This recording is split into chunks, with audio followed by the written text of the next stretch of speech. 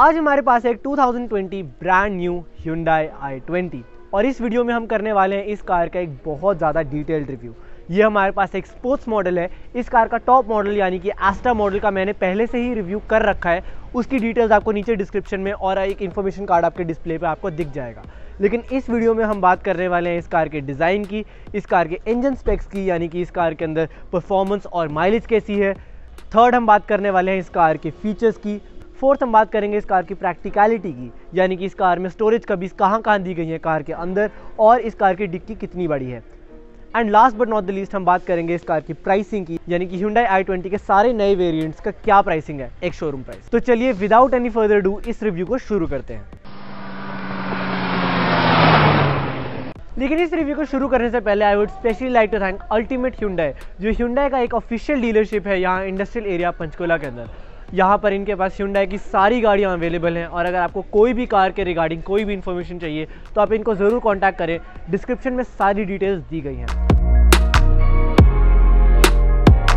अब स्टार्ट करते हैं इस कार की स्टाइलिंग के साथ। Hyundai ने इस बार अपनी i20 को अपने फ्लूइडिक डिज़ाइन के अंदर डाल दिया है, जिससे कि आप देख सकते हैं इस कार का डिज़ाइन बहुत ज़्यादा स्पोर्टी बनाया गया है इस बार। और बहुत लोग ये बोलेंगे कि इस कार का डिज़ाइन जो है वर्ना से बहुत ज़्यादा इंस्पायर्ड है, और मुझे लगता है कि वो लोग सही बोल रहे हैं, क्योंकि Hyundai वर्ना का डिज़ाइन इस कार के हिसाब से बहुत ज़्यादा सिमिलर है। जैसे कि आप देख सकते हैं इस कार की जो हेडलैम्प्स है वो ग्रिल के साथ कितनी अच्छे से इंटीग्रेटेड है। Hyundai वर्ना में भी हमें ऐसा ही डिज़ाइन देखने को मिला था। बाय द वे, अगर आपको Hyundai वर्ना का एक रिव्यू देखना हो तो मैंने वो भी अपने चैनल पे कर रखा है, उसकी भी लिंक्स मैंने डिस्क्रिप्शन में डाल दी गई हैं।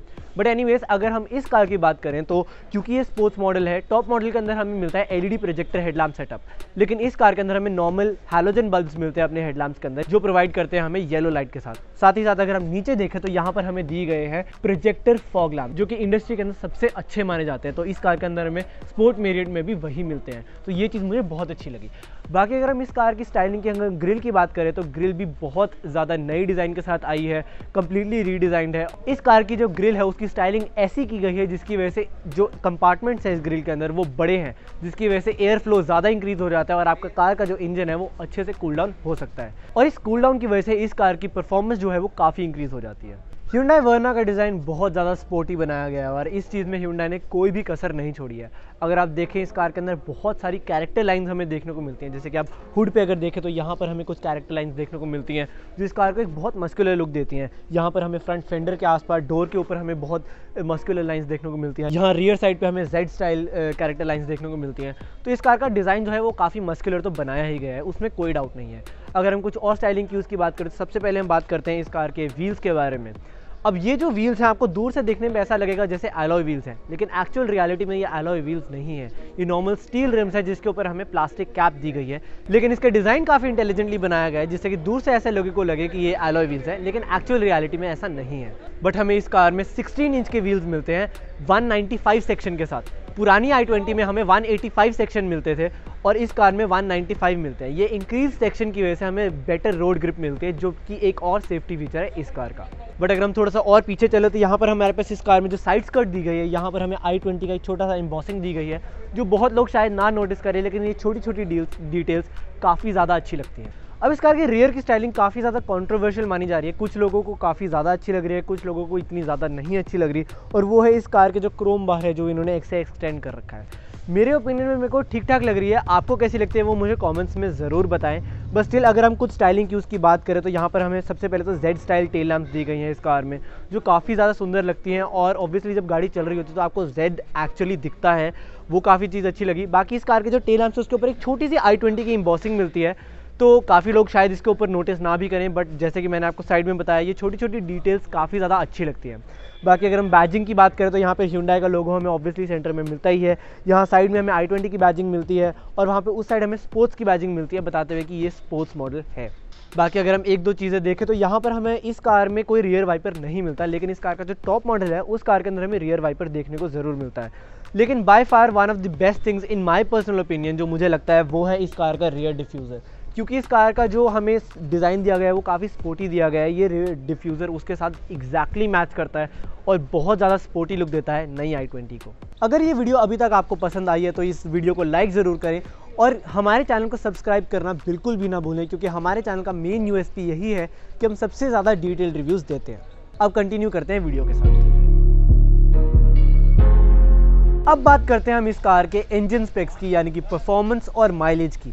हमारे पास Hyundai ने इस बार 3 इंजन ऑप्शन दिए हैं। पहला इंजन ऑप्शन हमारे पास आता है एक 1.2 लीटर का पेट्रोल इंजन जो केपेबल है प्रोड्यूस करने के राउंड अबाउट 88 हॉर्स पावर। लेकिन अभी तक हमारे पास कोई भी इन्फॉर्मेशन टॉक नंबर्स की नहीं आई है। वो जैसे ही आएगी मैं डिस्क्रिप्शन में नीचे वीडियो के डाल दूंगा, तो वो चीज़ ज़रूर ध्यान में रखें। तो ये था पहला engine option. Second engine option हमारे पास आता है इस कार के स्पोर्टी डिज़ाइन के साथ जाने वाला 1 लीटर का टर्बो पेट्रोल इंजन जो कि प्रोड्यूस करता है वॉपिंग 120 हॉर्स पावर, जो कि इस कार के हैचबैक डिज़ाइन के साथ और इस कार के वेट के साथ बहुत ज़्यादा माना जाता है। हमारे पास जो थर्ड इंजन ऑप्शन आता है वो सबसे ज़्यादा सरप्राइजिंग इंजन ऑप्शन है, क्योंकि बहुत कंपनीज अब डीजल इंजन प्रोड्यूस नहीं कर रही, लेकिन Hyundai के अंदर हमें मिलता है एक 1.5 लीटर का डीजल ऑप्शन जो कि प्रोड्यूस कर सकता है round about 100 horse power. But ये था इस कार के परफॉर्मेंस नंबर्स। अगर हम बात करें माइलेज की, तो यहाँ पर मुझे एक रिप्रेजेंटेटिव ने ये बताया कि हमारे पास जो एस्टिमेटेड माइलेज है इस कार की वो पेट्रोल इंजन ऑप्शंस के लिए राउंड अबाउट 17 to 18 kmpl है सिटी के अंदर और राउंड अबाउट 19 to 20 है हाईवे के ऊपर। लेकिन जो डीजल इंजन ऑप्शन है वो राउंड अबाउट 20 kmpl है सिटी के अंदर और 24 to 25 के बीच में मिलेगी आपको हाईवे के ऊपर, यानी कि i20 एक बहुत ज़्यादा इकोनॉमिकल कार है। अब इस कार में फीचर्स की शुरुआत हम करेंगे इस कार के स्टीयरिंग व्हील से। जैसे कि आप देख सकते हैं हमें एक मल्टी फंक्शनिंग स्टीयरिंग व्हील दिया गया है और काफ़ी ज़्यादा अच्छी फिट एंड फिनिश है, काफ़ी हेफ्टी है ये स्टीयरिंग व्हील, तो उस मामले में मेरे को काफ़ी ज़्यादा अच्छा लगा।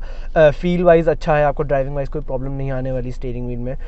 यहाँ पर आपको कुछ मेटल इंसर्ट्स भी देखने को मिलेंगे, तो ये इसकी थोड़ी लुक को इन्हांस करता है। बाकी अगर हम फीचर्स की बात करें तो यहाँ पर सबसे पहले जो हमें बटन्स दिए गए हैं वो है इस डिस्प्ले के लिए। जैसे कि आप देख सकते हैं यहाँ पर हमें वॉइस कमांड का बटन दिया गया है, यहाँ पर मोड है जैसे कि हम FM AM और ब्लूटूथ ऑडियो के बीच में हम चेंज कर सकते हैं। ये हमारा वॉल्यूम क्रूजर बटन हो गया है, ये हमारे ट्रैक ट्यून बटन हो जाते हैं। एंड देन यहाँ पर हमारे पास एक बटन दिया गया है कॉल उठाने के लिए, ये हमारे पास बटन दिया गया है कॉल बंद करने के लिए। देन अगर हम इस साइड बात करें तो यहाँ पर हमारे पास कुछ बटन दिए गए हैं। ये वाले जो बटन हैं ये सिर्फ और सिर्फ इस डिस्प्ले के लिए दिया गया है। वैसे तो ये एक कंप्लीट पूरी डिस्प्ले ही है जिसका ग्राफिक मुझे बहुत ज़्यादा अच्छा लगा। जैसे कि आप देख सकते हैं हर चीज़ आपको अलॉन्ग द साइज दी गई है। अब यहाँ पर मैं ओवर द टॉप नहीं जाना चाहता, लेकिन जहाँ तक मुझे लगता है ये काफ़ी ज़्यादा डिज़ाइन जो है वो BMW से इंस्पायर्ड है। आई डोंट नो अगर आपको भी ऐसा लगता है या नहीं, लेकिन मेरे पर्सनल ओपिनियन में मुझे ज़रूर ऐसा लग रहा है कि ये जो पूरा डिज़ाइन है ये BMW से इंस्पायर्ड है। बट एनीवेज अगर हम इस डिस्प्ले जो सेंट्रल डिस्प्ले है उसकी बात करें तो यहाँ पर हम इस बटन से उसको कंट्रोल कर सकते हैं। सबसे पहले जो हमें दिया गया है, जैसे कि आप देख सकते हैं अभी फ्यूल इकोनॉमी की बात है, लेकिन अभी जो कार है वो स्टार्ट है और अभी चल नहीं रही, इसीलिए फ्यूल इकोनॉमी इतनी कम है। लेकिन जैसे कि आप परफॉर्मेंस सेगमेंट में देख चुके हैं इस कार की फ्यूल इकोनॉमी आपको काफ़ी ज़्यादा अच्छी मिलती है। बट एनीवेज हम इस बटन के थ्रू उसको हम नीचे कर सकते हैं। आप देख सकते हैं नेक्स्ट हमारे पास आता है एक्यूमुलेटेड इन्फो, जिसके अंदर हमारे पास बताया गया है जो लास्ट ट्रिप था इस कार में वो 7.3 किलोमीटर्स का ट्रिप था और उसमें हमें जो एवरेज फ्यूल इकोनॉमी मिली है वो 5 किलोमीटर पर लीटर की ही मिली है। लेकिन जैसे कि आप देख सकते हैं वो कार 1 घंटे के लिए ऑन थी और सिर्फ 7.3 किलोमीटर चली थी, इसीलिए फ्यूल इकोनॉमी इतनी ज़्यादा कम है। बट एनीवेज अगर हम और नीचे चले तो देन हमारे पास आ जाती है इस कार की ड्राइविंग इन्फो, जिसके अंदर हमें बताया गया है जो अब जो ये कार स्टार्ट है ये 0 किलोमीटर चली है, फ्यूल इकोनॉमी का अभी कुछ पता नहीं है और ये कार 4 मिनट से स्टार्ट है। तो ये हमारे पास आ जाते हैं इस कार की short term memory. But then अगर हम इस बटन को दबाएं तो हमारे पास नेक्स्ट डिस्प्ले आ जाती है, जिसके अंदर आ जाता है इस कार का TPMS। TPMS एक बहुत अच्छा सेफ्टी फीचर है इस कार के अंदर। हम सेफ्टी फीचर्स की आगे भी बात करने वाले हैं, लेकिन एक सेफ्टी फीचर इस कार में TPMS का है, यानी कि टायर प्रेशर मेजरिंग सिस्टम। वो आपको टायर प्रेशर जितनी भी है आपके चारों टायर्स में वो आपको बताता रहेगा, लेकिन उसके लिए कार चलनी ज़रूरी है, इसीलिए आपको दिखा आ रहा है ड्राइव टू डिस्प्ले। देन हमारे पास नेक्स्ट आता है इस कार में सेटिंग्स। जैसे कि आप देख सकते हैं पहली सेटिंग्स हमारे पास आती है इस कार में लाइट्स की। तो अगर मैं यहाँ पर ओके दबाऊँ तो आप देख सकते हैं यहाँ पर हमारे पास आते हैं इल्यूमिनेशन में हमारे पास आ जाता है कुछ सेटिंग्स की आपको कितनी ज़्यादा लाइटिंग चाहिए इस कार के अंदर। रात को ये जो डिस्प्ले है और ये जो डिस्प्ले है उसके अंदर आपको कितनी ब्राइटनेस चाहिए वो आप यहाँ से कंट्रोल कर सकते हैं। बट एनीवेज अगर हम यहाँ पर बैक चले तो हमारे पास आता है वन टच इंडिकेटर। जैसे कि आप देख सकते हैं इस कार में इंडिकेटर हमें यहाँ दिया गया है, तो अगर तो मैं इस इंडिकेटर को नीचे करता हूँ पूरी तरह तो ऑब्वियसली इंडिकेटर नॉर्मली चल रहा है। लेकिन अगर मैं इंडिकेटर को सिर्फ टच करके वापस छोड़ दूँ तो वो 3 बार ब्लिंक करेगा और देन बंद हो जाएगा। सिमिलरली अगर मैं ऊपर करके बिल्कुल छोड़ दूँ तो ये 3 बार ब्लिंक करेगा और देन बंद हो जाएगा। तो अगर आपको ये फीचर नहीं चाहिए तो आप इसको यहाँ से बंद कर सकते हैं। ये जो फीचर है वो नॉर्मली लेन चेंजेस के काम आता है। बट देन एनीवेज हमारे पास देन आता है हेडलैम्प डिले। अब हेडलैम्प डिले में क्या होता है, जब आप गाड़ी को बंद करते हैं तो इस कार के जो हेडलैम्प्स होंगे वो कुछ सेकंड्स के लिए ऑन रहेगा, ताकि आपको आगे अगर कोई कुछ मिट्टी हो या कीचड़ हो तो आपको वो पता चल जाएगा। लेकिन अगर आपको ये फीचर नहीं चाहिए तो यहाँ पर आप ओके दबाने से उसको बंद भी कर सकते हैं, जैसे कि आप देख सकते हैं। बट हम इसको वापस ऑन कर देते हैं। देन अगर हम वहाँ पर बैक जाएँ तो हमारे पास देन आता है इस कार में डोर के ऑप्शंस। डोर में हमारे पास आता है ऑटो लॉक और ऑटो अनलॉक। ऑटो लॉक से क्या होएगा, जैसे कि आप गाड़ी चला रहे होंगे एंड जैसे ही आपकी स्पीड जो है वो 20 किलोमीटर/आवर से ज़्यादा जाएगी तो उसी टाइम इस कार के जो चारों दरवाजे होंगे वो ऑटोमेटिकली बंद हो जाएंगे। एंड हमारे पास जो ऑटो अनलॉक आता है वो आता है जैसे ही आप गाड़ी की चाबी वापस घुमाएंगे और इसको बंद करेंगे, जैसे ही चाबी जो है वो बाहर निकलेगी तो उसी टाइम ये चारों दरवाजे अनलॉक हो जाएंगे ताकि आपको कोई मेहनत ना करनी पड़े। तो ये भी एक काफ़ी अच्छा फीचर है। देन हमारे पास आते हैं कन्वीनियंस फीचर्स, जैसे कि वेलकम मिरर्स। वेलकम मिरर्स में क्या होता है, जैसे ही आप गाड़ी को ऑन करते हैं तो उस टाइम पे इस कार के जो शीशे हैं वो क्योंकि इलेक्ट्रॉनिक हैं इसलिए वो सारे अपने आप खुल जाएंगे। तो ये भी एक बहुत अच्छा फीचर है। देन हमारे पास आता है wiper lights delay and icy road warning, जो कि बहुत नॉर्मल फीचर्स हैं। देन अगर हम जाएं इस कार के सर्विस इंटरवल्स के अंदर, तो सर्विस इंटरवल में आपको बताया जाएगा कि आपकी गाड़ी जो है कितने किलोमीटर चल चुकी है सर्विस के बाद एंड आपको कितने किलोमीटर रहते हैं कार को सर्विस करवाने के लिए। तो अगर आप इस फीचर को ऑन करना चाहते हो तो आप यहाँ से इसको ऑन भी कर सकते हैं एंड यहाँ पर आप इस कार के इंटरवल को एडजस्ट भी कर सकते हैं। वैसे हर 10,000 किलोमीटर बाद आपकी जो सर्विस होती है, लेकिन कई लोग 8,000 किलोमीटर पर या 12,000 किलोमीटर पर भी कराते हैं, तो आप इंटरवल अपने हिसाब से सेट कर सकते हैं। तो ये भी काफ़ी अच्छा फीचर है। देन हमारे पास आता है अदर फीचर्स, जिसके अंदर हमारे पास आता है एक फ्यूल इकोनॉमी ऑटो रीसेट और फ्यूल इकोनॉमी यूनिट और टेम्परेचर यूनिट और टायर प्रेशर यूनिट। अब फ्यूल इकोनॉमी ऑटो रीसेट जो है वो बहुत अच्छा फीचर है। इसके अंदर क्या होता है, जैसे ही आप गाड़ी की जो टंकी है उसको फुल कराएंगे उस टाइम पे ऑटोमेटिकली जो हमारा ओडोमीटर है वो ऑटोमेटिकली कम हो जाएगा, जीरो हो जाएगा। अब ऐसा बहुत बार होता है कि जब आप कार की टंकी को फुल कराएंगे तो आप वापस आके खुद आपको रीसेट करना पड़ता है, लेकिन इस कार में इतनी मेहनत करने की जरूरत नहीं है, वो ऑटोमेटिकली जीरो हो जाएगा। देन अगर आप अपनी फ्यूल इकोनॉमी एडजस्ट करना चाह सकते हो वहाँ से आप चेक कर सकते हैं। देन यूनिट्स तो हमारे पास बहुत नॉर्मल है ही। देन अगर हम वापस चलें तो हमारे पास last but not the least हमारे पास आता है रीसेट, जिसके अंदर ये जो पूरी डिस्प्ले है ये फैक्ट्री रीसेट सेटिंग्स पे चली जाएगी। तो ये था इस कार की ड्राइवर डिस्प्ले के बारे में। अगर हम बात करें इस डिस्प्ले की, तो इस डिस्प्ले में हमें काफ़ी सारे फीचर्स मिलते हैं, लेकिन जो Hyundai का जो मेन फीचर है वो है ब्लू लिंक का, वो आपको इस डिस्प्ले में नहीं मिलेगा। वो सिर्फ और सिर्फ जो टॉप मॉडल कार आती है सिर्फ और सिर्फ उसी के अंदर आपको ब्लू लिंक का फीचर मिलता है। Hyundai i20 के बाकी वेरिएंट्स में आपको ये फीचर देखने को नहीं मिलता। बट एनीवेज उसके बावजूद भी इस डिस्प्ले के अंदर हमारे पास बहुत सारे फीचर्स हैं, तो हम एक एक करके उनकी बात करते हैं। तो इस कार में जो ये डिस्प्ले है इसके अंदर सबसे पहले जो ये होम स्क्रीन है उसके अंदर हमारे पास आती है रेडियो और मीडिया के ऑप्शंस, लेकिन क्योंकि अभी हमारे पास रेडियो और मीडिया हमने ऑफ कर रखा है इसलिए यहाँ पर रेडियो और मीडिया ऑफ बताया जा रहा है। लेकिन हम इस कार के और मेन्यूज देख सकते हैं। इस बटन पे क्लिक करके हमारे पास आ जाता है phone, radio, manual, settings, DRVM, voice memo.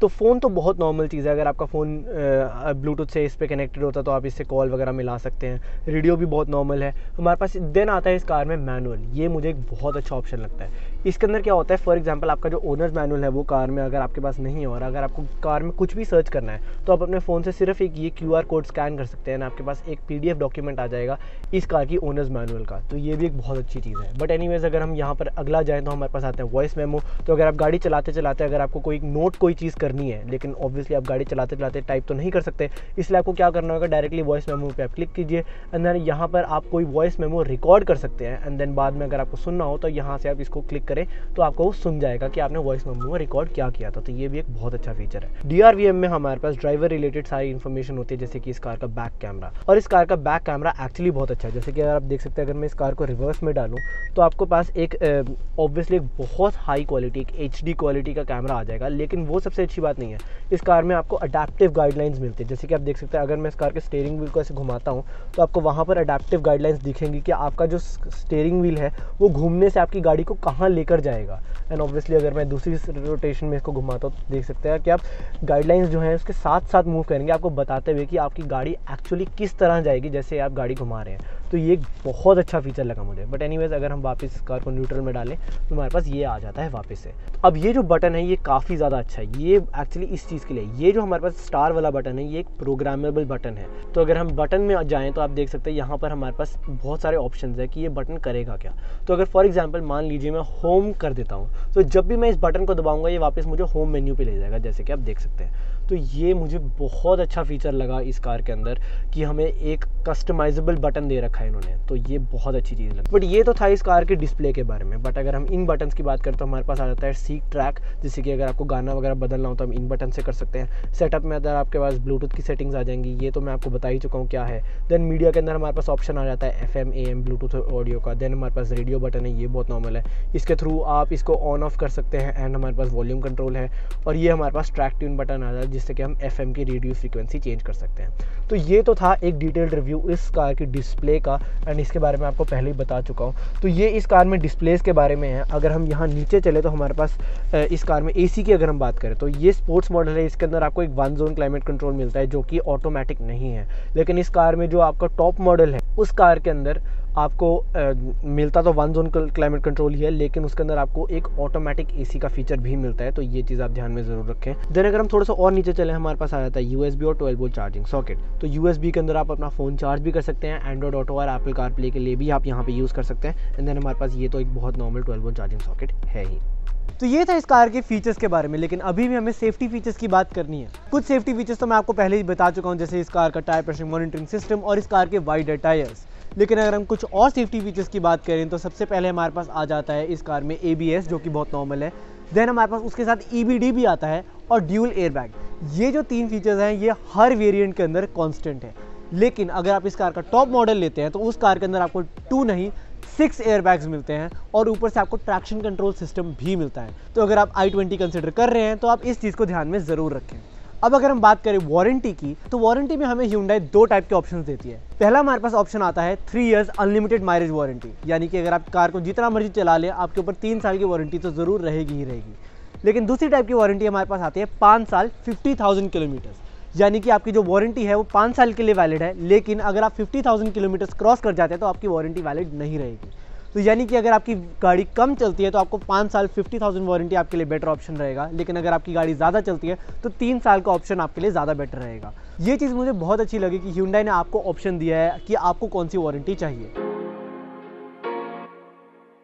अब इस कार में हम प्रैक्टिकलिटी की शुरुआत करेंगे इस कार के ग्लव बॉक्स से। अगर हम इस कार के ग्लव बॉक्स को ओपन करेंगे, आप देख सकते हैं इस कार में बहुत बड़ा ग्लव बॉक्स हमें दिया गया है। विदाउट एनी प्रॉब्लम हम इसमें सामान तो बहुत सारे रख सकते हैं। एक इसमें अच्छा फीचर मेरे को ये लगा कि हमें यहाँ पर एक वेंटेड ग्लव बॉक्स दिया गया है, जिसका मतलब ये है कि आप इसके अंदर AC का एयर फ्लो ऑन या ऑफ कर सकते हैं। तो अगर आपको कुछ चीज़ ठंडा रखना हो तो अब यहाँ पर इस चीज़ में आप ठंडा रख सकते हैं। तो ये एक चीज़ मेरे को काफ़ी अच्छी लगी। लेकिन अगर हम स्पेस वाइज बात करें तो जैसे कि मैंने बताया बहुत बड़ी स्पेस है, ऑब्वियसली आप इसके अंदर बहुत आराम से सामान रख सकते हैं।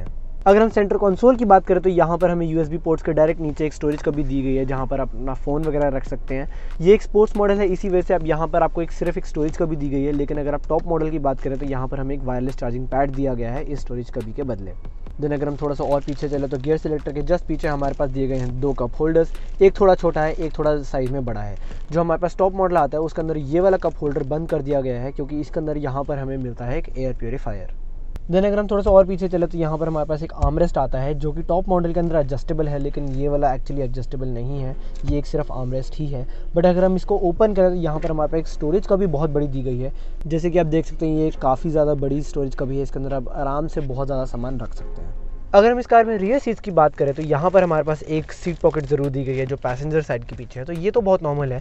लेकिन ड्राइवर साइड के पीछे हमारे पास कोई भी स्टोरेज पॉकेट नहीं है। लेकिन ये कोई बड़ी बात नहीं है, क्योंकि ऑब्वियसली इस कार में हमें फैब्रिक सीट्स मिलती हैं, तो इसके अंदर आप वैसे भी एक सीट कवर तो चढ़ाएंगे ही। तो बस एक ये चीज़ ज़रूर ध्यान में रखें कि जब आप सीट कवर्स लें इस कार के तो उसके अंदर पॉकेट ज़रूर हो।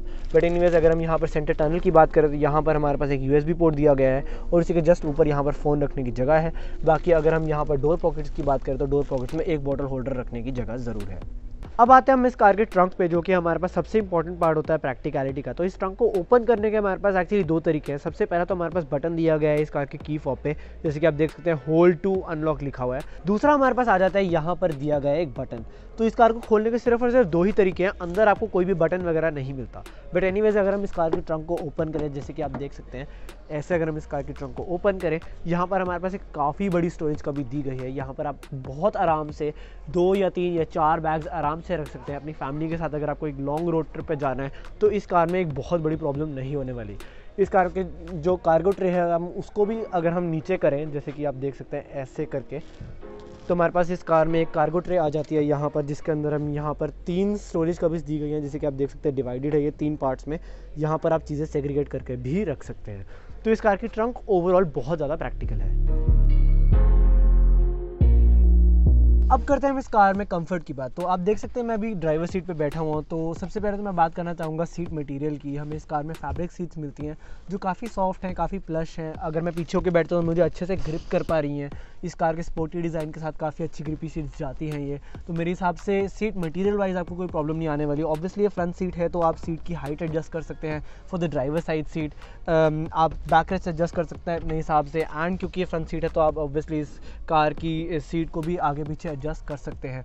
तो मेरे हिसाब से लॉन्ग रोड ट्रिप में जाने में आपको यहाँ पर तो कोई प्रॉब्लम नहीं आने वाली है। हमारे पास एक और फीचर जो इस कार में आता है वो ये है कि आप इस कार के जो स्टीयरिंग व्हील है उसको आप कंट्रोल कर सकते हैं आगे पीछे ऊपर नीचे सब डायरेक्शन में। तो ये भी चीज़ मेरे को बहुत अच्छी लगी। तो मेरे हिसाब से लॉन्ग रोड ट्रिप में जाने में आपको इस सीट में तो कोई प्रॉब्लम नहीं आने वाली है। एक बार चलते हैं रियर सीट्स में और देखते हैं वहाँ की क्या सिचुएशन है। तो अब जबकि मैं इस कार के रियर सीट्स में आ चुका हूँ, आपने जस्ट देखा मैं ड्राइवर सीट में बैठा ही हुआ था, एंड अब मैं जब पीछे आता हूँ तो आप देख सकते हैं मेरे पास कम से कम 6 इंचेस का लेग रूम है इस कार में।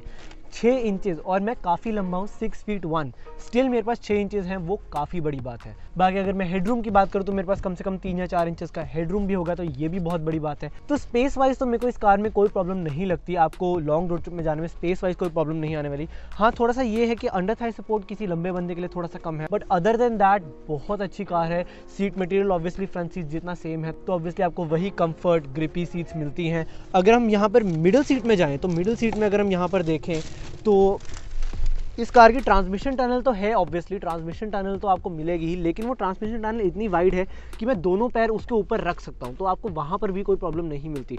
आपकी मर्जी, आपको दोनों पैर ट्रांसमिशन टनल के ऊपर रखने हैं या एक पैर इस साइड और दूसरा पैर इस साइड रखना है, वो भी कम्प्लीटली आपके ऊपर है। और अगर मैं फ्रंट सीट की सीट मटेरियल की बात करूँ, क्योंकि कभी बार ऐसा होता है कि मिडिल सीट का मटेरियल ना थोड़ा सा हार्ड होता है, लेकिन इस कार में वो चीज़ बिल्कुल नहीं है। आप यहाँ पर भी बहुत आराम से बैठ सकते हैं। तो लॉन्ग रोड ट्रिप में जाने में even in the rear seats there is no big problem.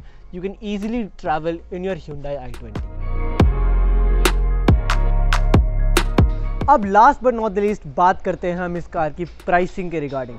अब अगर हम प्राइसिंग की बात करें तो Hyundai i20 अब स्टार्ट होती है around about 8,60,000 rupees for the base model showroom price, और जाती है top model 10,60,000 rupees for the top model showroom price. But exact pricing क्या है हर एक मॉडल के लिए वो मैं आपको अभी आपकी स्क्रीन पर दिखा रहा हूँ।